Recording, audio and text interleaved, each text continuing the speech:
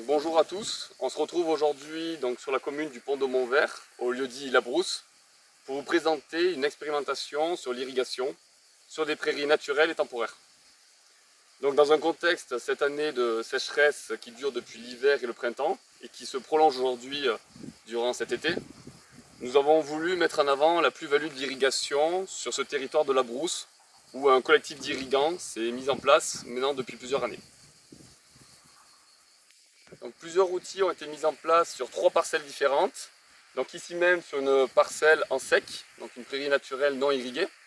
On retrouve le même système sur une prairie un peu plus loin, irriguée par rase, irriguée gravitairement. Et enfin une parcelle temporaire irriguée grâce à des asperceurs. Donc sur toutes les parcelles, des outils ont été mis en place afin de relever différentes mesures. Premièrement, d'un point de vue humidité du sol, des tensiomètres connectés ont été mis en place. Ici, avec 3 coupes de tensiomètre, ils viennent mesurer la tension de l'eau dans le sol à différentes profondeurs. On retrouve également un pluviomètre connecté, ainsi que des sondes de température de l'air et de sol. Tout cela est envoyé de manière automatique sur Internet grâce au moniteur connecté. En parallèle de ces mesures d'humidité, on réalise des mesures agronomiques. On va mesurer donc la vitesse de pousse de l'herbe, mais aussi les valeurs fourragères et ainsi que les analyses de sol.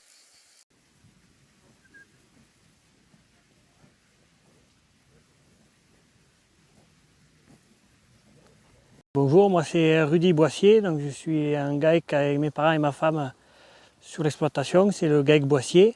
On élève un troupeau de 56 vaches au brac, mère avec le renouvellement compris. Et à côté de ça, on a un atelier avec des volailles fermières.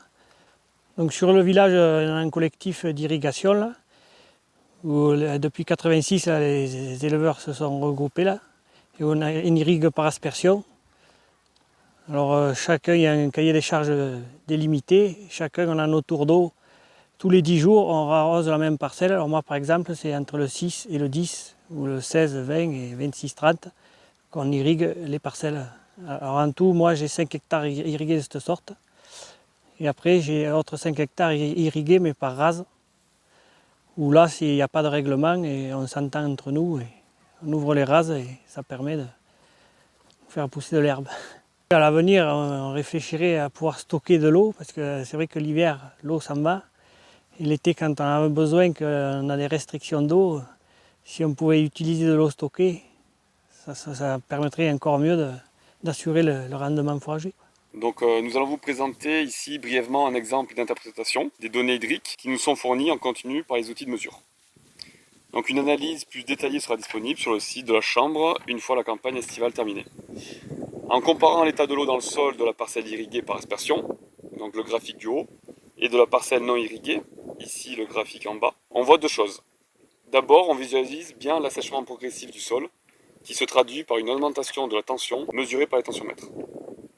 Ensuite, on constate que l'irrigation régénère rapidement la réserve en eau du sol. Cela se traduit sur notre graphique par une chute rapide de la tension exercée par les sondes. Il pourrait être intéressant d'irriguer seulement 5 à 6 jours plus tard. La prairie non irriguée est quant à elle déjà en situation d'assèchement critique sur cette période. Les appareils de mesure nous permettent aussi de suivre en parallèle l'évolution in situ de la température du sol, mais aussi de l'air, ainsi que de la pluviométrie.